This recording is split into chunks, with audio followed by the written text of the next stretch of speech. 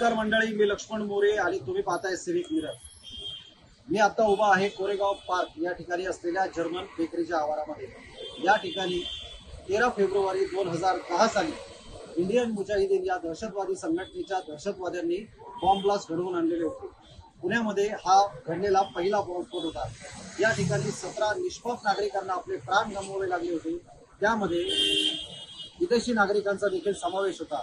यासोबतच 60 पेक्षा अधिक नागरिक जखमी देखील झालेले होते। या ठिकाणी मोठ्या प्रमाणावर नरसंहार झाल्याचं पाहायला मिळाले होते।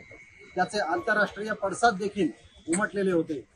या प्रकरणामध्ये दहशतवाद विरोधी पथकाने हिमायत बेग आणि यासिन भटकळ यांना अटक केलेली होती। त्यांचे साथीदार फैयाज कागझी, रियाज भटकळ, मोहसिन शेख आदी दहशतवादी अद्याप फरार आहेत। ते आखाती देशांमध्ये असल्याचं सांगितलं जातं। जर्मन बेकरीच्या या वेदनादायी खुणा आज देखील तेवढ्याच ताज्या आहेत। त्यामुळे मृतांना श्रद्धांजली वाहण्यासाठी दरवर्षी या ठिकाणी कार्यक्रमाचं आयोजन केलेलं जातं। आता जर्मन बेकरीचं साधारण हे 14वं वर्ष आहे।